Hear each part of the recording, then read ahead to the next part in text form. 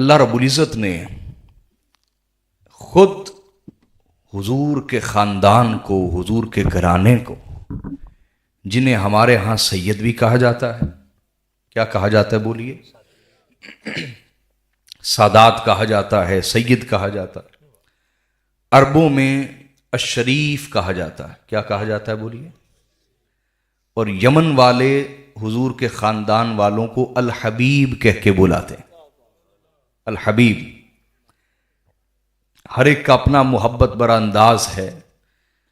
तो हम सादात कह के बुलाते हैं, अरब अशरीफ अशुराफा कह के बुलाते हैं, अहले यमन इन्हें अल हबीब कह के बुलाते हैं। लेकिन ख़ानदान मुस्तफ़ा को जब अल्लाह ने पुकारा तो उन्हें अहले बैत कह के पुकारा। किस लफ्ज़ से पुकारा बोलिए? अहलल बैत, यानी अहले बैत कह के पुकारा।